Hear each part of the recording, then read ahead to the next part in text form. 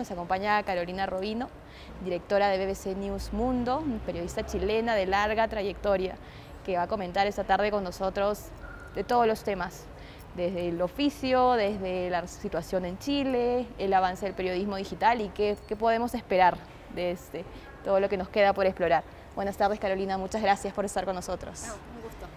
Carolina, siendo chilena, es inevitable que empecemos por el tema del momento. Hace 3 semanas que estallaron las protestas, después de mucho tiempo de resistencia del pueblo chileno, y me gustaría que comentaras desde tu lado periodístico cuál es tu lectura, no solo de las protestas ciudadanas, sino también de la reacción del gobierno y sobre todo de cómo ha sido manejado en los medios, ¿no? Que ha sido también muy mencionado. ¿Cuál ha sido el manejo de los medios? A ver, yo creo que este es un tema extremadamente complejo.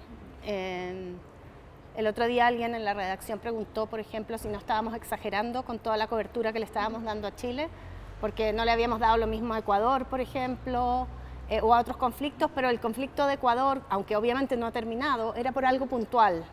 Incluso lo que está pasando en Bolivia es por algo puntual, ¿sí? Es por un problema que hay con la elección de Evo.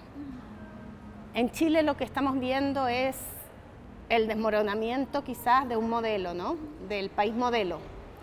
A mí la verdad que no me sorprendió que hubiese un estallido, en algún momento tenía que suceder. Nosotros hace bastante tiempo que veníamos cubriendo las grietas del modelo chileno. Nosotros hemos escrito bastante sobre las AFP, que es el sistema de pensiones, que fue creado por Pinochet, pero lo que sí me ha sorprendido y creo que tiene sorprendido a mucha gente es lo que ha pasado después, el nivel de violencia que hemos visto, tanto institucional, que ha sido muy sorprendente porque uno esperaba que las Fuerzas Armadas, después del periodo de Pinochet, hubiesen tenido, y se supone que tuvieron, un entrenamiento para funcionar en democracia, pero también de grupos civiles que han saqueado de una manera bastante violenta Santiago. Yo no he estado ahí, pero yo he estado hablando con mucha gente y quiero ir y he visto muchas imágenes y Santiago está bastante golpeado, ¿eh? O sea, estamos hablando de muchos lugares quemados, de atentados al final contra gente que se supone que estamos defendiendo. Yo creo que en un primer momento una reacción muy romántica, ¿no? Y yo lo veo aquí en el GEI, nos preguntan mucho, ¿no? Hay como un romanticismo muy grande del pueblo levantado contra el sistema. Y en alguna manera eso es así. El problema yo creo, y en la cobertura se ve, y lo que me preguntabas de los medios, es que ¿cómo hacemos para mostrar todo? Y no tomar parte activista, independiente de lo que uno pueda pensar sobre esto. Y yo sí creo que, por una parte, la prensa internacional ha idealizado un poco esto o lo ha satanizado, dependiendo de dónde estés. Las redes sociales evidentemente juegan un papel en este instante súper grande y lo que pasó con lo de la prensa es que en efecto la prensa al comienzo cubrió muy mal, la prensa local en Chile, cubrió muy mal, lo cual tampoco es raro, es parte del sistema, ¿no? Los medios en Chile vienen hace mucho tiempo, los medios masivos estamos hablando, hay muchos medios independientes que tienen otra mirada, pero los medios masivos, muchos, al final son propiedad de la misma élite, etc. Entonces yo creo que fue normal también, pero ha habido una evolución y yo siento que esa evolución como que no se perdona, las redes sociales son súper crueles. Entonces, cubrieron mal al comienzo, hicieron un cambio y no se reconoce. Y esto pasa con muchas cosas. O sea, por ejemplo, aquí tengo me parece una anécdota tan decidora. Una amiga mía que viene de Chile, que está acá conmigo, que es escritora, me contaba que ayer le preguntaron por los centros de tortura en Chile. Entonces ella le explicó, porque en un momento se difundió que había un centro de tortura en una estación de metro. Y hubo una comisión de derechos humanos independiente que fue y comprobó que no había un centro de tortura, y eso se informó. Pero la gente todavía cree que hay un centro de tortura. Pero lo que ella me dijo que me impresionó más fue que esta persona a la que le contó como que se sintió decepcionada de que no hubiera un centro de tortura. Porque claro, si lo ves desde el lado de los que se levantan contra el pueblo, mientras peor, mejor de alguna manera. Claro, se comprueba más el sí, presupuesto de que todo lo que han hecho. Es muy triste eso, ¿no? Entonces yo creo que hay, y nosotros hemos cubierto todo esto, ¿no? ¿Cuáles son las demandas de la gente, que además son bastante confusas a esta altura? Porque una de las cosas que tiene la crisis social chilena en este momento es que no hay líderes. No hay un diálogo. No hay diálogo posible, entonces está súper parado. Yo, la verdad es que no soy extremadamente positiva, porque está bien difícil ver la salida. Nosotros hemos escrito sobre la salida, hemos escrito sobre las demandas, hemos escrito sobre... Fuimos a los pueblos periféricos, y hay a los pueblos, no, perdón, a los barrios periféricos. Y hay un barrio que se llama La Pintana, que es un barrio muy pobre, y la alcaldesa decía que hace 5 o 10 años, no sé cuántos años, no había ahí ningún supermercado, porque eran barrios muy pobres en que las empresas no van a invertir. Bueno, los quemaron todos. No hay supermercados, no hay farmacias. Entonces, de verdad es una cosa muy complicada, y es complicado, está tan polarizado, que yo creo que la labor de los periodistas, y nosotros tratamos de hacerlo, es tratar de dar toda la mirada, porque hay un montón de gente, o sea, todo esto está trayendo cesantía, todo esto está trayendo un montón de problemas sociales, y Chile, yo creo, había avanzado. Yo siempre fui una crítica del modelo chileno, yo siempre vi que estaba construido sobre algo que no era real, pero se había avanzado, había menos pobreza, la desigualdad era espantosa, pero había menos pobreza. Era un pasito adelante. Era un pasito adelante, entonces es complicado, ¿eh? Nosotros hemos tratado de entrevistar, o sea, nosotros entrevistamos a Piñera, hemos entrevistado a ministros de Pinochet, obviamente a la gente que está demandando, obviamente hemos tratado de entrevistar o de dar la posición de la oposición, que yo creo que está muy callada. Yo creo que está muy callada porque lo que estamos viendo en Chile no es un problema de Piñera. O sea, Piñera solo está ahí y se agravó por una serie de circunstancias, ¿no? Y una serie de pasos, sí, y de reacciones que hicieron como que exacerbaron. Sin duda, pero esto viene de antes. El modelo chileno lo formó Pinochet, después ha habido avances y han tratado de... Pero básicamente Chile era un laboratorio liberal. Nosotros hicimos un video explicando las causas del conflicto, muertes, y en los comentarios, yo siempre leo los comentarios de la audiencia, me interesa un montón ver qué están diciendo, y había alguien que decía: Chile no es un país, es una empresa privada. ¿Cómo cuentas todo eso? Es un gran desafío, y cómo no tomar partido, porque al final yo creo que si uno se pone a hacer activismo, deja de mostrar de alguna manera, deja de ser imparcial. Más daño al final, ¿no? Yo creo que sí, porque todos los movimientos son muy complejos. Lo que pasa en Venezuela es muy complejo también. En Venezuela hemos visto la caída de un país riquísimo a un nivel de pobreza alucinante. Pero, no sé, yo voy a Venezuela y hay una parte de la población, no estoy diciendo que sea toda, que sigue viviendo, y hay gente que sigue viviendo bien, hay gente que sigue tratando de trabajar.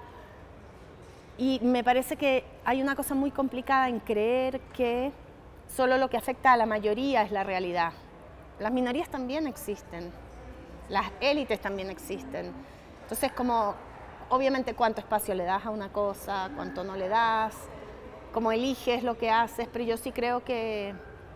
Respecto al activismo y el periodismo, que es algo tan difícil de controlar ahora, porque se ve mucho, ¿no? Te decía que se hace más daño porque al final...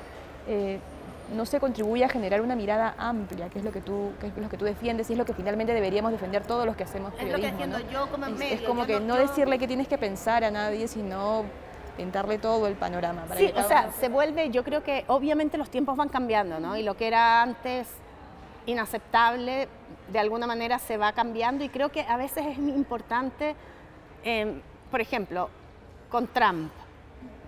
Yo no voy a hacer activismo contra Trump, pero también creo que uno tiene que pensar, a ver, ¿esto que estoy publicando tiene sentido o le estoy dando solo voz a un tipo que claramente maneja muy bien los medios de comunicación y todos los días dice algo y vamos los periodistas corriendo detrás y lo publicamos? Y a veces es como decirte, a ver, que eso no es ser activismo. Yo creo que tenemos que pensar de una manera distinta a la que se pensaba en el periodismo hace 60 años, sin duda, o sea, o hace menos, hace 30. Pero creo que si uno quiere hacer activismo, hay un montón de canales para hacer activismo y que es súper respetable, pero que nosotros tenemos que de verdad, intentar Mantener y mostrar la complejidad que tienen las cosas. Mira, yo con todo el movimiento del Me Too y de los abusos a las mujeres, y esto han sido críticas muy grandes dentro de las redacciones, pues yo creo que al final los más conservadores somos los mismos periodistas. Hicimos una nota sobre las denuncias falsas de abuso doméstico y se armó una pelotera en la redacción porque, claro, es verdad que son minoría, pero para mí son una realidad. Y yo creo que uno tiene que intentar en Chile entender la mirada de los que están completamente en contra de las protestas. Uno tiene que tratar de entender la mirada de los que están perdiendo el trabajo. Incluso esa gente está a favor de las protestas, pero su vida da pasos para atrás. Entonces el mundo es más complejo. Yo creo que la imparcialidad es súper importante en estos momentos, ¿eh?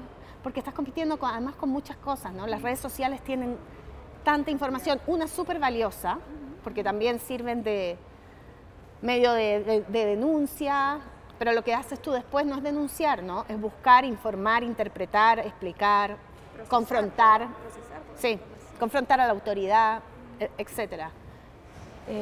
Dejando ya el tema Chile, pasemos un poco a cómo ha sido el paso. Tú tienes una trayectoria de más de 30 años y tu primer amor fue la prensa escrita, digamos, empezaste en la prensa escrita y luego el paso, la transición al periodismo digital.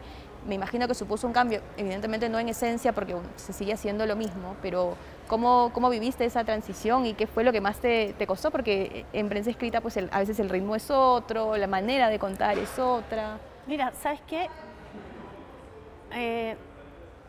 Bueno, a mí no me costó tanto. A mí no me costó tanto porque yo creo que no son tan diferentes, ¿eh? Yo creo que la gente siempre quiso leer buenas historias. O sea, a mí siempre me interesó escribir bien, enganchar a la gente.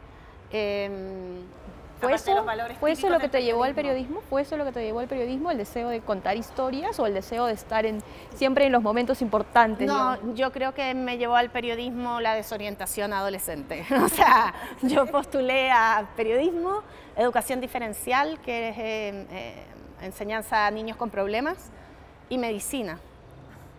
O sea, y terminé en periodismo, cosa que no me arrepiento para nada. Pero siempre he sido alguien que tiene intereses bastante amplios, con lo cual el periodismo de alguna manera está muy bien para eso. La transición yo la hice en BBC Mundo.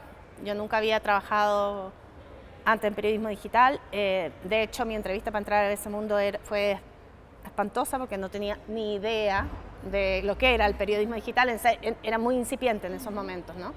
Pero me preguntaron algo sobre dónde compartirían, qué portal compartiría BBC Mundo, y pregunté qué era un portal. O sea, así de mal estaba.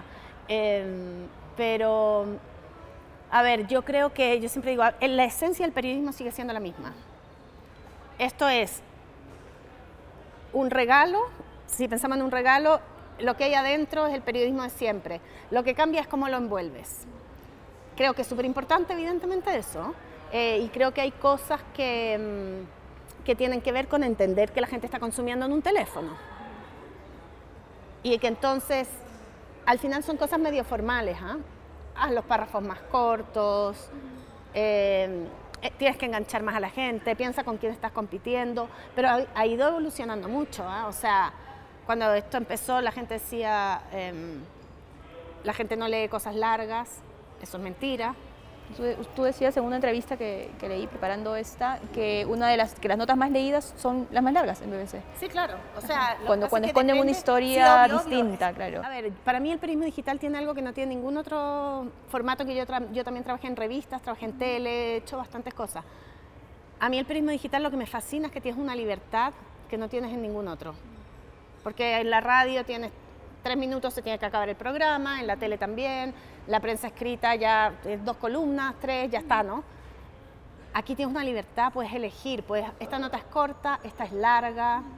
Puedes combinar con videos, con audio. Haces lo que puedes hacer muchísimas cosas, tiene una capacidad de verdad de desarrollo todavía fantástica. Entonces yo creo que más que adaptarme no sé, yo a veces leo las cosas que hacía cuando las hacía en prensa escrita y algunas eran bastante igual internet, si quieres. Porque yo sí creo que hay una cosa súper importante ahora, que quizás no existía antes, hay varias. Una es los títulos, que es un tema bien polémico, pero evidentemente cuando tienes un periódico que ya te compraste, el título no importa tanto de una nota, porque ya la vas a empezar a leer igual.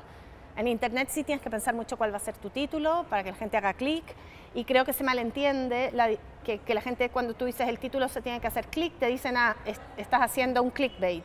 Y es como, no, el título tiene que ser atractivo. Y después cuando tú entras, tiene que entregar lo que prometiste. Eso sí, no puede ser el título mejor. Sí, eso no. Pero a ti te acusan, cuando los títulos son efectivos, te acusan de clickbait. Y es como, no, el contenido está buenísimo. Porque se pueden perder grandes historias por un mal título, ¿no? Se pueden perder muchísimas historias, muchísimas. La otra cosa que creo que sí es súper importante, y creo que debería haber existido antes, pero es que la gente tiene menos capacidad para aburrirse. No quiere aburrirse, tiene demasiados estímulos. Entonces, tienes que intentar de verdad, o sea, el esfuerzo que tenemos que hacer los periodistas por hacer un texto o un video o lo que quieras hacer, que sea entretenido a la vez que informativo, interesante, etcétera. O sea, en verdad que no sea aburrido, me parece que es fundamental. Es fundamental, pero es complicado ese balance entre que sea algo profundo en términos de lo que ofrece, pero liviano para que la gente no sienta que sale... Pero es una gran novela, las grandes novelas no son aburridas, es que nadie se quiere aburrir. ¿Por qué te vas a querer aburrir? Yo no creo en eso, porque ser entretenido no quiere decir ser superficial ni banal. Quiere decir escribir de una manera que para la gente sea atractiva. Y eso puede ser a través de que tenga información interesante. Que esa es una de las cosas que se han perdido mucho, ¿no? Esa capacidad de ver la historia distinta, el lado diferente, porque terminamos viendo la misma noticia en todos los medios, escrita casi igual. Bueno, yo intento, cuando me dicen, a veces en las reuniones de pauta, dicen, deberíamos hacer esto, está en todos los medios. Entonces le digo, no, entonces no, pues ya está en todos los medios. ¿Para qué? ¿Para qué lo vamos a hacer nosotros? ¿O qué hacemos distinto para que tenga sentido hacerlo? Pero para hacer lo mismo que hicieron todos, ya lo hicieron, ya lo leyó la gente. O sea, sí creo que uno tiene que entender el contexto, ¿no? Y el contexto tiene cosas súper interesantes también. Yo siempre digo que BBC Mundo es un medio sobre lo que hacemos y también sobre lo que dejamos de hacer. Eso es justamente lo que te iba a preguntar ahora, porque pasando todo lo que pasa ahora en el mundo, uno tiene que priorizar, ¿no es cierto? Que sobre qué temas o cuáles son las directrices o qué es lo que el medio va a querer tratar. ¿Cuáles son los medios o cuáles son las cosas, tú que estás en la dirección? ¿Cuáles son tus prioridades, los puntales, las obsesiones? A ver, yo tengo, para mí es relativamente fácil, o sea, se ha vuelto, no es que desde el primer momento lo supe. La BBC tiene tres misiones fundamentales, que son informar, educar y entretener. Yo dije, esto la BBC lo hace en miles de distintos canales. Yo dije, pues mira, yo voy a hacer eso en BBC Mundo. Voy a informar, voy a educar y voy a entretener. Entonces eso ya me da un marco. El informar, creo que a esta altura se trata más de explicar que de informar. Yo le cambiaría a informar por explicar, porque creo que informar está un poco sobrevalorado en estos momentos de la vida. O sea, si informa sin contexto, con toda la información que hay, la verdad no le veo mucho valor, aunque a veces hay que hacerlo evidentemente. Entonces tengo eso por una parte. Eso implica que tengo una agenda amplia. Entonces, estoy buscando notas que expliquen el mundo desde el punto de vista geopolítico, de los grandes conflictos, de las grandes noticias que hay. O sea, sin duda, en este momento está pasando un montón de cosas en América Latina, en otras partes, entonces es eso. Pero también nosotros hacemos un esfuerzo muy grande por tener notas de ciencia, por tener notas de salud, por tener notas de economía, de sociedad. O sea, tener una cosa variada para mí. A mí me gusta pensar que yo intento, no te resulta todos los días, hacer una página para cualquier persona que entre pueda encontrar algo que le es interesante. Obviamente todos los días son diferentes, pero eso es lo que nosotros queremos, o sea, mostrar el mundo desde una perspectiva amplia, que incluye notas. Ponte, nuestro público le encanta la ciencia, es un descubrimiento fantástico que yo he hecho, porque Yo creo que a veces los periodistas menospreciamos un poco la audiencia y pensamos que la audiencia no quiere. Y a mí la verdad que me ha sorprendido súper gratamente en general la audiencia. Creo que es un poco despreciarla, creer que no quieren esas cosas. Entonces yo trato de hacer todo eso, a veces explicando cosas desde la perspectiva más simple. Y creo que el periodismo digital tiene una ventaja que algunos periodistas creen que no lo es, ya para mí lo es que tienes las cifras, tienes mucha información sobre tu audiencia. Y para mí eso es muy fascinante, no desde el punto de vista que yo voy a hacer cosas para complacerla, pero también sí, porque me doy cuenta que además quieren cosas interesantes, con lo cual es genial la combinación. Pero es sobre todo yo creo que, y este es otro punto que pasaba antes, ¿no? Antes los periodistas éramos los únicos que comunicábamos de alguna manera. Entonces, si la Casa Blanca decía algo, pues tú cubrías todo, porque era la única manera que tenías. Ahora la Casa Blanca tiene una página web, con lo cual tú tienes que discernir si quieres, si no la gente puede ir ahí y leerlo ahí. Entonces, esa cosa de cómo elegir qué haces, me parece que es súper interesante, ¿sabes? Y tener a la audiencia y pensar, este tema me parece que es relevante en el contexto mundial, en el contexto latinoamericano, en el contexto de un país. Y la gente no lo lee. Yo tiendo a mí no me gusta ser muy víctima, entonces yo no le tiendo a echar la culpa al público. Digo, ¿qué estamos haciendo mal para que este tema que nos parece tan relevante no le esté interesando a la gente? Y de nuevo, no se trata de entonces banalizarlo o hacerlo, pero sí de pensar, a ver, ¿cómo hago? De presentarlo mejor, o cómo se lo hago más cercano a la gente. Nosotros escribimos, o sea, mi prioridad es el público latinoamericano. ¿Tienen te manejas más por intereses o por rangos de edades? ¿Cómo es tu audiencia? No, o sea, a ver, la audiencia... ¿Qué tanta cantidad de mujeres les leen? Tenemos bastantes mujeres, pues nosotros hay bastantes mujeres en la redacción también. Yo creo que... yo no creo mucho en el contenido para mujeres, ¿eh? Yo creo que eso es súper discriminatorio. Es como las mujeres nos interesa lo mismo que a los hombres. Hay temas que sí le interesan más a los hombres y otros a las mujeres. Tampoco vamos a estar jugando que somos iguales. Pero sin duda, además, el hecho de que tú seas directora le da una mirada distinta que si fuera el director un hombre. Sí. O sea, hay una cosa, sí.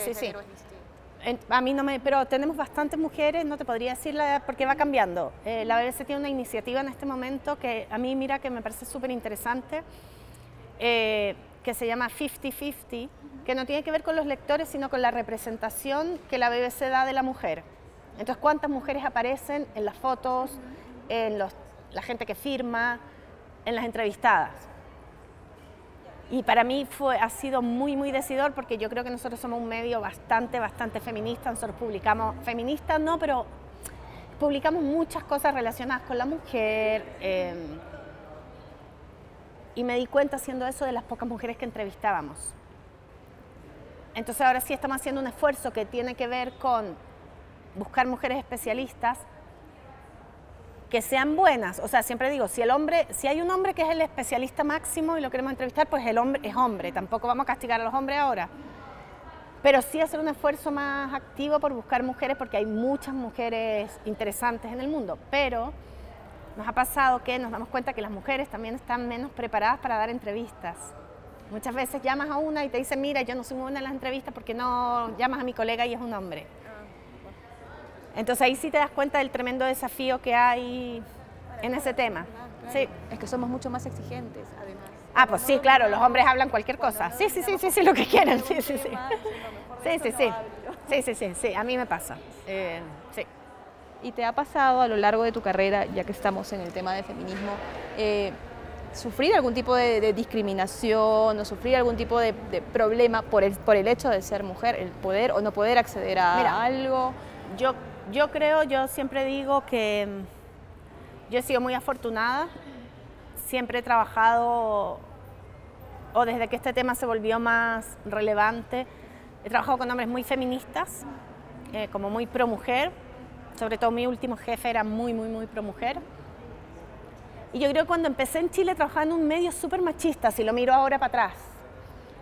pero de nuevo tiene que ver un poco con tu visión también y en la posición que tú te pones.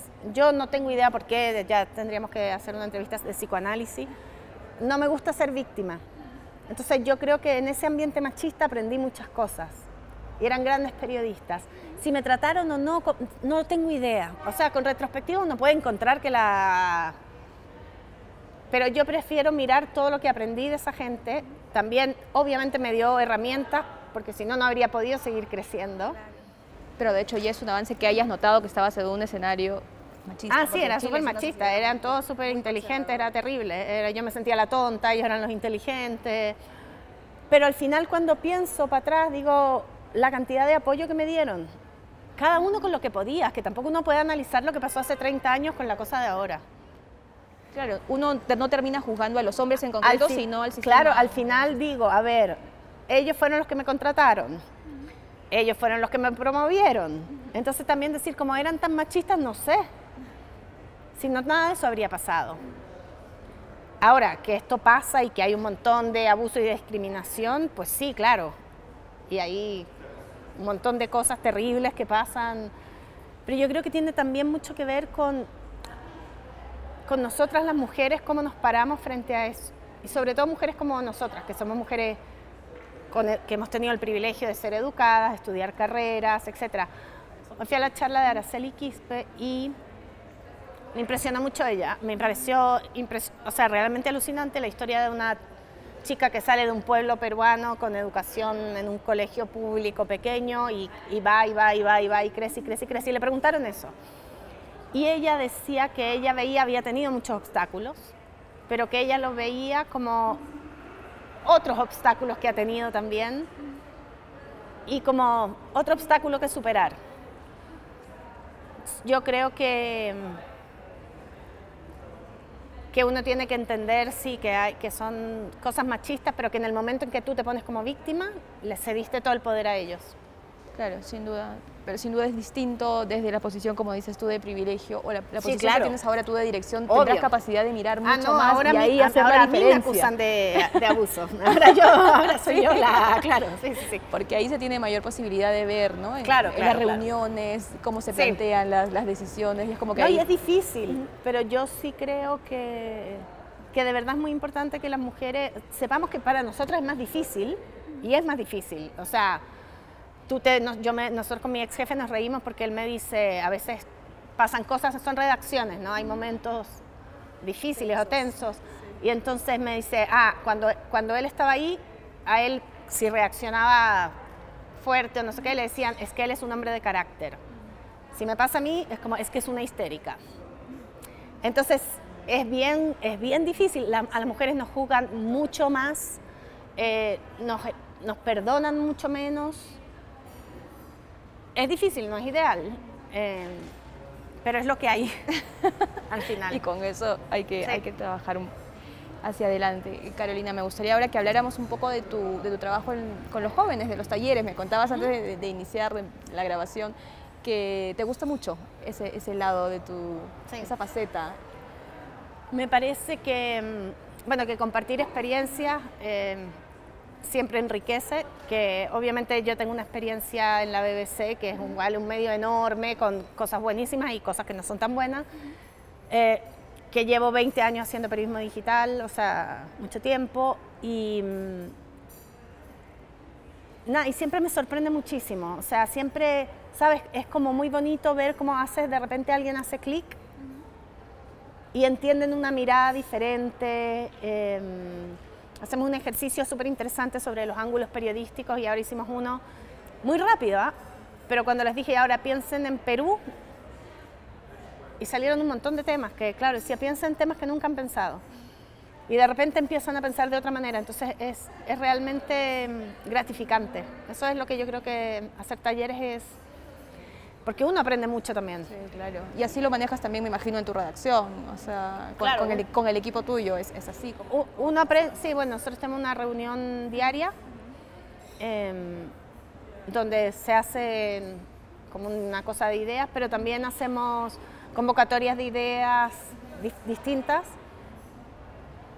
Y siempre es muy entretenido. ¿Y cómo se maneja ya desde el lado personal un trabajo tan demandante, ¿no? Porque la noticia no para nunca. Sí, eso es lo más terrible. Yo te diría que eso es lo único del periodismo digital que es terrible, que no para. Y yo no le encuentro mucho sentido al que no pare. Creo que no, la gente no por eso está mejor informada, no por eso, pero bueno, es lo que hay también. ¿Cuándo paras? ¿Cómo desconectas tú? Desconecto, me ha costado muchísimo. Hubo minutos en que cuando empecé que me acostaba a dormir y decía, ay, me voy a morir de BBC, qué triste, porque estaba tan cansada, el corazón era como, uf, no puedo más. Vas aprendiendo a desconectarte con el tiempo, trato de mantener como rutinas, o sea, hago pilates, por ejemplo, entonces como que soy súper disciplinada y me tengo que ir y me voy.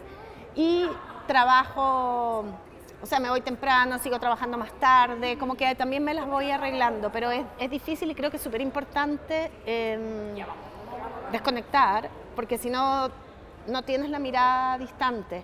Y en ese sentido, ponte tú, el Hey Festival es fantástico para mí. O sea, es una asociación porque vengo para acá y descubro cosas que no habría visto de otra manera, hablo con gente diferente, descubres temáticas diferentes. Llegas renovada con otras ideas y de todas maneras es una manera de despejarse, ¿no? Viajar. Y ves, y también en eso, o sea, hablando de los talleres, ayer, por ejemplo, dirigí una entrevista, o sea, hice una entrevista a José Ignacio Latorre, que es un científico cuántico, y veis la cantidad de preguntas que hace la gente y decís, wow, o sea, el interés que hay en la ciencia. Por eso te digo que toda esta cosa de que a la gente no le interesa, no estoy tan segura, porque uno viene para acá y de verdad que hacen preguntas mucho más interesantes de las que a uno se le ocurren. Ves a la gente sacándose fotos con los científicos y dices como, hay otro mundo allá afuera que nosotros en las redacciones a veces no estamos viendo. Entonces, para mí creo que salir es súper importante, no dejar la calle. Que es lo básico, ¿no? Para un periodista. Sí. Y leer. Entonces tu perspectiva sobre el oficio y sobre lo que el periodismo digital nos depara es optimista. Te preguntaba hace un momento que en los talleres, ¿qué le dices a los jóvenes si los animas o los desanimas de esta tarea, ¿no? De este oficio que no es nada fácil porque es demandante, porque requiere mucha curiosidad constante? Yo no les hago...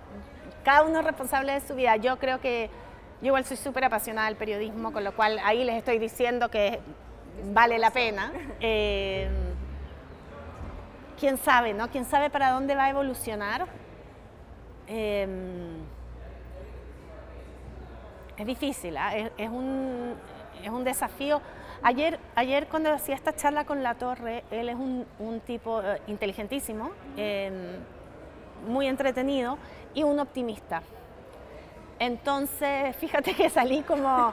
Porque, por ejemplo, él escribió un libro muy fantástico sobre la ética en la inteligencia artificial y yo le pregunté por qué no nombraba las redes sociales en el libro, porque no aparecen. Es bastante extraño en un libro de 300. Y me dijo que porque él creía que era algo pasajero, que eventualmente nos íbamos a dar cuenta que estábamos perdiendo demasiado tiempo ahí.